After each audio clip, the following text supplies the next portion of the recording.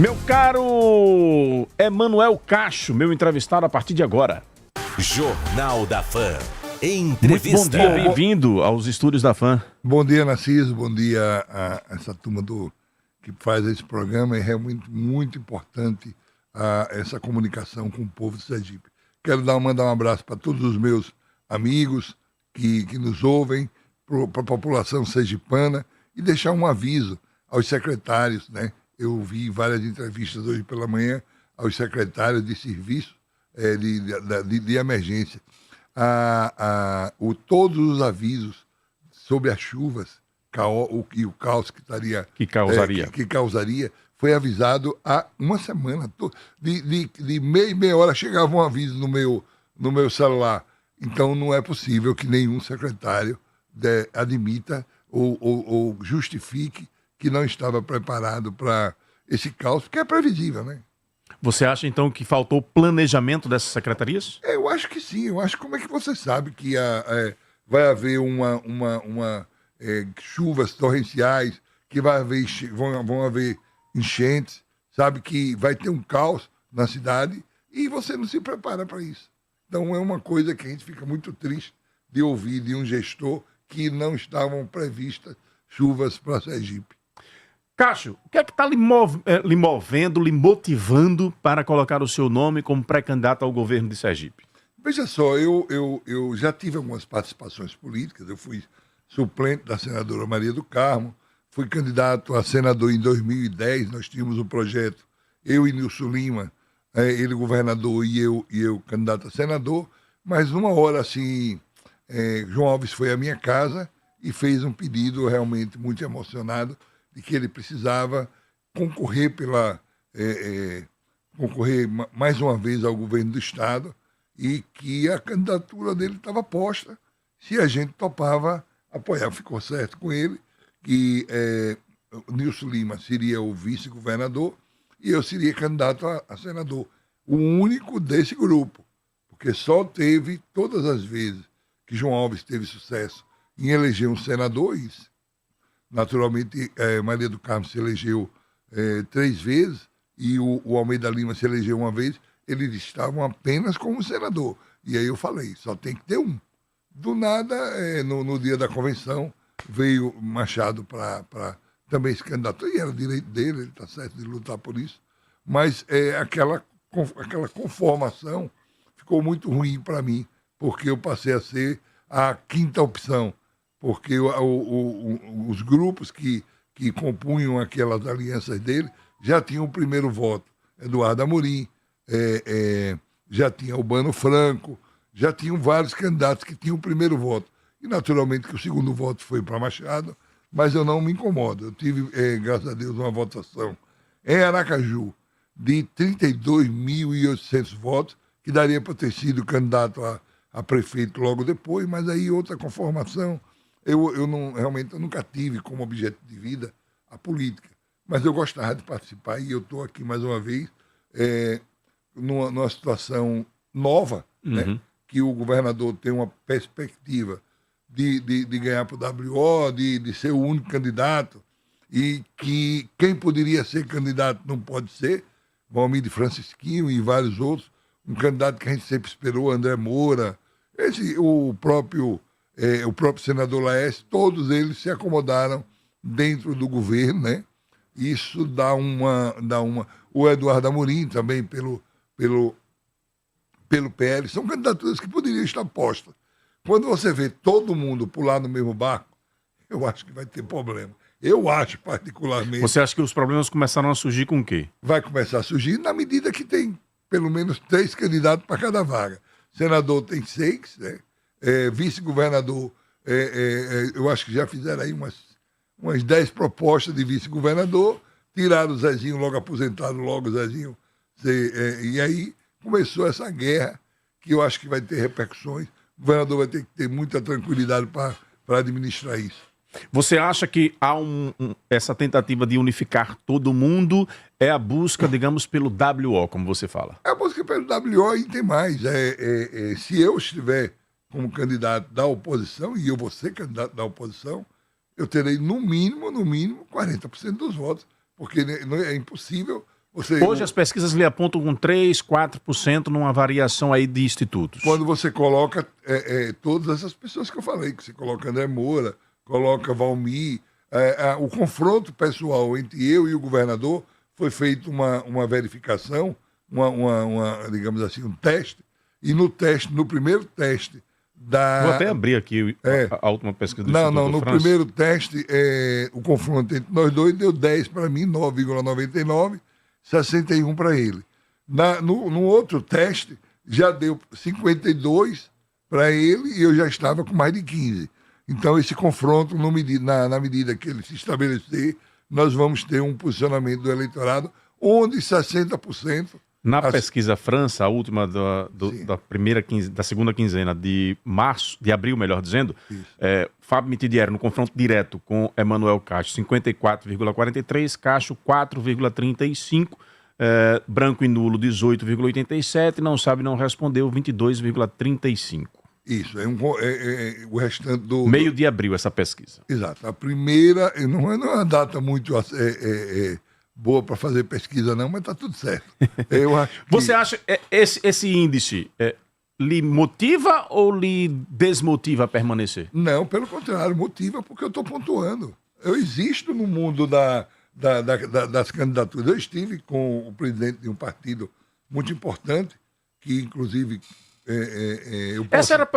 Na verdade, é o primeiro passo. Para ser efetivamente candidato ou confirmar a pré-candidatura, você precisa de um partido. Eu sou filiado hoje ao PL, claro, e assim, vamos ver até que ponto o PL caminha para quem vai ser o candidato do PL, porque se não tiver, eu estou predisposto a ser, né? Claro que se partido é como diz o outro, não pode ter dono, partido você... Entra, e o PL tem? Eu acho, não sei, eu acho que não pode ter. E é assim, o dinheiro e a verba que presidente do PL é Amorim. Exato. O dinheiro que está nos partidos é dinheiro do povo. Sim, não é do presidente público. do partido. Não é de ninguém, é dinheiro do povo. E até que tem que ser prestado conta. Só que a Justiça Eleitoral, ela tem digamos, a rigidez dela, mas tem que ser prestado conta. E o presidente do partido tem que ter uma responsabilidade, que é franquear aos filiados a possibilidade de ser candidato e disputar uma eleição interna, digamos, de forma efetiva. Claro que se em algum momento eu perceber que não tem esse espaço, eu vou buscar outro partido. Já conversei com o partido, foi feita, está sendo feita ou vai ser feita uma qualitativa exatamente para a gente ter mais a mensagem que eu recebi no partido, que a partir de 3% nós estamos bem. Na própria pesquisa do Instituto França, eu acho que na primeira, quando ele pesquisou a minha possibilidade de 3,99%, 75% ou foi 78% acreditam em Emanuel Cacho.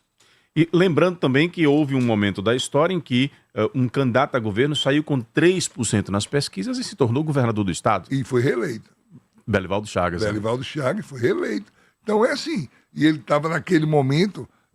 porque assim, esse primeiro momento, o governador, eu tenho avaliado sempre o Mitidieri como um rapaz que ele está se mexendo.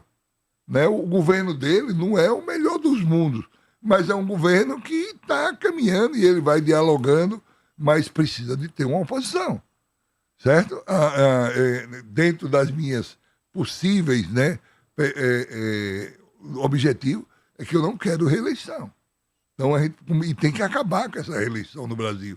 O motivo, uma certa feita, o senador do Mato Grosso, foi governador agora recentemente, ele era procurador da República, ele perguntou, e estava tendo um problema com o senador de Goiás, ele perguntou a mim no gabinete dele, estávamos reunidos na comissão que foi preparada para reformular o Código Penal, ele perguntou, Cacho, como é que você não fica corrupto na administração pública? Eu disse a ele, é simples, começa acabando com a reeleição. Você acha que a reeleição ela é um problema para a corrupção no Brasil? Ela é o maior incentivador, porque se você for olhar aquele monte de gente agregado ao governo, né? Todo mundo com um projeto na cabeça. Todo mundo, esse negócio de emenda PIX. Essas coisas que criaram no Brasil. Eu sou de um tempo onde você poderia, e o próprio João Alves ele sofreu muito por isso, mas ele tinha umas convicções. Só para você ter ideia, eu fui secretário de João Alves. Primeiro fui diretor da polícia lá em 1990, e depois, 91. E João Alves, depois fui secretário de Justiça. João Alves nunca me pediu para fazer nada que não fosse dentro da lei. Nada que não fosse justo. Não pediu para perseguir ninguém. Não pediu para favorecer ninguém. E nós tínhamos ex-prefeitos lá dentro, de Itapuranga, ex-prefeito de Candé. E nunca, nem para maltratar, nem para... Pelo contrário, João Alves fez os maiores investimentos para o tratamento humano dentro dos presídios. Porque a polícia até pode ser dura na perseguição à marginalidade. Mas ela não, quem trabalha com o preso não pode ser rígido excessivamente com o preso, sob pena de você estar colocando um animal que é um animal humano, digamos assim, é como se fosse alguém que você encarcera, prende e maltrata. Cássio, eu quero voltar à questão do partido também. Pegar um fio da meada aí de uma fala sua, relembrando o ex-governador João Alves Filho e relações políticas com quem você teve, que você teve com ele. Eu perguntaria, esta entrada de Cássio nesse páreo, essa tentativa de entrada, é também para resgatar um pouco essa história, este agrupamento que foi liderado por João? Você vai responder já, porque antes eu tenho uma resposta da Energisa à demanda apresentada aqui no programa pelo nosso ouvinte lá da Barra dos Coqueiros. Põe no ar aí, por favor, a fala do Fabiano Nascimento, coordenador do Centro de Operações. A Energisa informa que uma tentativa de furto de cabos de energia provocou a interrupção no fornecimento de energia em algumas ruas da Barra dos Coqueiros no final de semana. 3 equipes foram enviadas ao local e o fornecimento de energia foi restabelecido. A distribuidora tem realizado um cronograma de manutenções preventivas na Barra dos Coqueiros e em 2025 serão investidos 8 milhões em obras para melhoria contínua do fornecimento de energia, com o objetivo de acompanhar o crescimento na região. Muito obrigado a Adriana aí pelo encaminhamento dessa resposta através aí da Energisa. A gente continua à disposição da população dos moradores da Barra, caso precisem de mais alguma informação. Cássio, volta na questão do partido. Você hoje está no PL, com quais outras agremiações você está conversando? E também sobre essa questão do legado de João Alves. A gente percebe que após a partida dele, o agrupamento que rondava João Alves não ficou com, digamos assim, com ninguém que segurou o bastão para dar continuidade. Você pretende isso? Está se colocando como... Eu me coloco, primeiro, como amigo, como admirador e como defensor do posicionamento político dele, né? Porque João Alves não deixou herdeiros políticos. Isso. Mas muita gente se aproveitou da herança dele. Por exemplo? E você vai, na eleição que João Alves foi candidato, nós fomos candidatos, uma parte do grupo que apoiava ele, que toda a vida sobreviveu com ele, apoiou o governador Marcelo Deda, deixando João Alves padecer da falta de apoio. E é por isso que eu usei da fidelidade e renunciei praticamente à minha candidatura ao Senado, que ia muito bem. Na primeira pesquisa eu já estava com 7%, 8%, né? Nilson Lima até se admirava com isso. Pô, Cássio, você está bem, né? Um momento difícil daquele, ele já... E Nilson é um homem inteligente, um homem perspicaz. E no momento que você sabe, eu fui, e agora eu estou, mas eu mantive a fidelidade a João. Eu não estou querendo ser herdeiro de João Alves, não. Mas o que eu aprendi em política, eu aprendi com ele. E João Alves, eu estava ontem andando ali pela praia e com um amigo, e ele disse: Cássio, tá vendo aquelas plataformas ali novas? Chegaram, porque lá eu moro ali pro lado do Mosqueiro. Tá vendo aquela iluminação lá na praia? Ali não é perfurando poço. essa plataforma veio para Sergipe para fechar os poços. Aquilo deu uma tristeza, porque a gente que viveu a vinda da mineração, que era o sonho de João Alves, desde que ele deixou a prefeitura e veio para o governo, a mineração, os projetos Califórnia, os grandes açudes que ele construiu, Aracaju, que ele reconstruiu e deu um norte. Então, eu só espero, por exemplo, que Fábio ele abra os olhos para essa coisa. Aracaju vai, dizem que é o melhor momento, mas como é que pode ser o melhor momento se a gente está perdendo a nossa principal riqueza? Como é que é a principal que a gente... De que riqueza você fala? Essa riqueza é social, essa riqueza financeira mesmo. Eu não sei de onde estão tirando tantos números positivos se a gente tem o comércio de Aracaju fechando. Você acha que não tem um casamento entre os dados que são anunciados de bons resultados? Os dados e a prática. E a prática. E o Você resultado, acha que a realidade é outra? A realidade é absolutamente outra. Nós vamos no centro de Aracaju, a Câmara Municipal vai se mudar para a Coroa do Meio. A prefeitura abandonou o prédio para ficar num galpão só porque é mais perto de casa. Porque você não tem dúvida que a turma quer levar esses prédios públicos para fora do centro, que é para não ter a inconveniência de ter que chegar no centro. Para você ter uma ideia, eu saí da minha casa para cá, eu saí de casa 5h45. Eu cheguei aqui 7h20.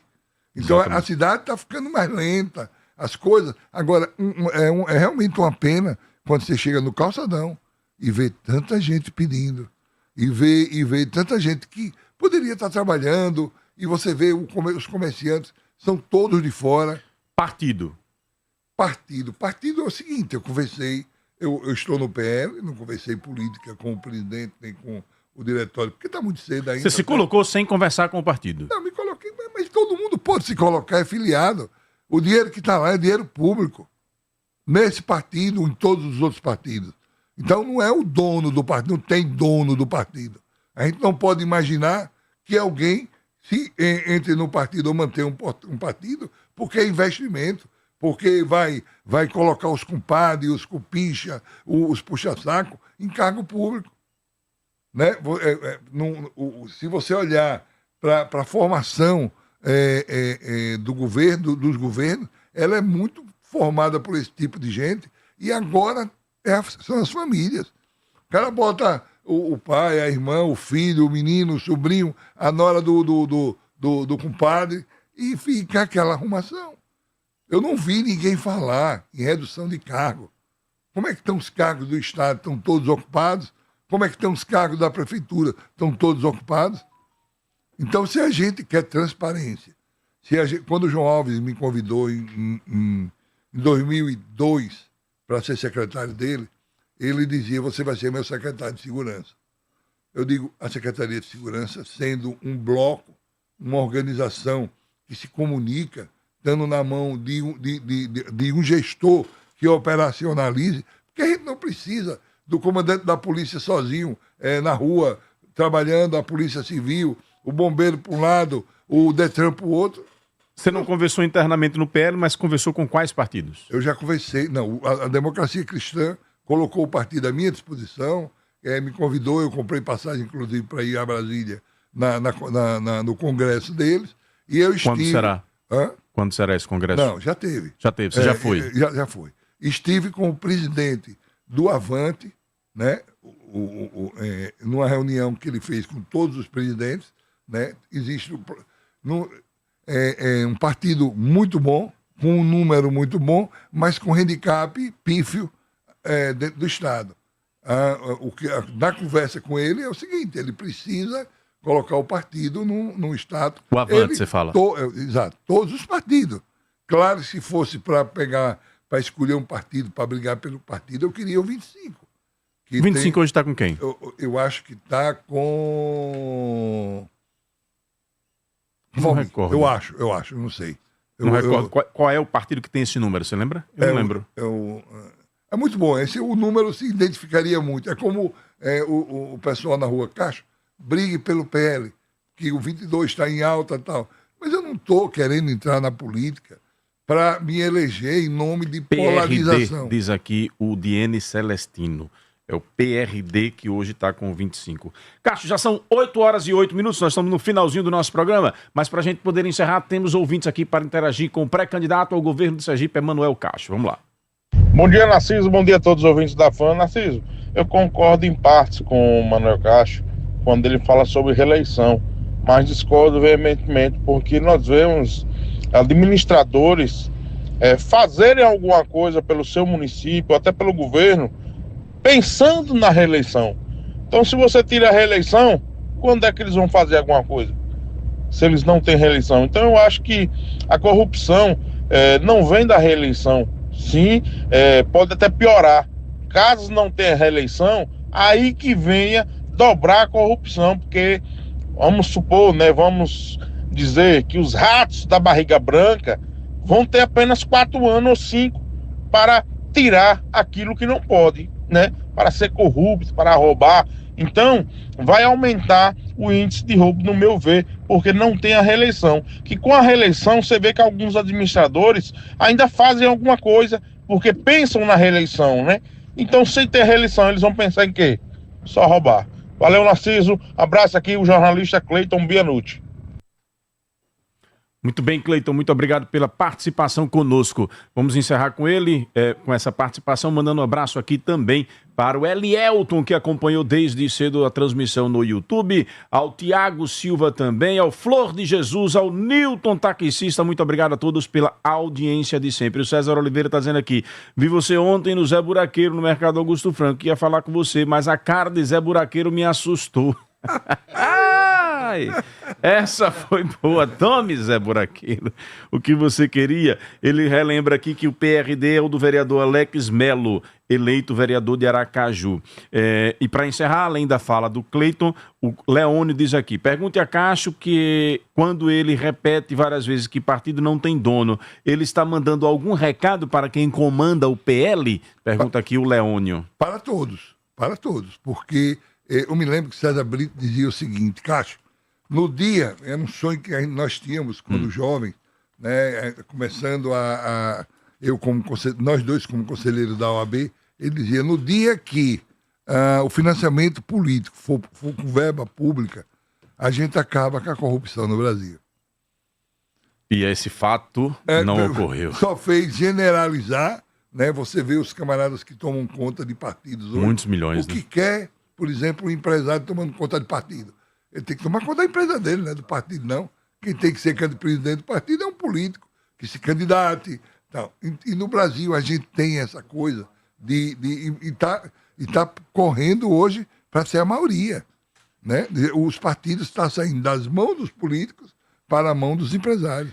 Castro, obrigado pela presença aqui nos estúdios da FAN FM. Você que está no cenário aí vai ter sempre espaço aberto aqui com a gente para continuar abordando esses assuntos da política. O Chico Freire está aqui mandando um abraço para você, acompanhando a entrevista, mandando um abraço. Fica à vontade para suas palavras finais. Agradecer a você, Narciso, agradecer a Antero, a todos que compõem a FM, aos nossos queridos proprietários da emissora, e dizer o seguinte, a gente vai, nessa caminhada, a gente vai questionar mais.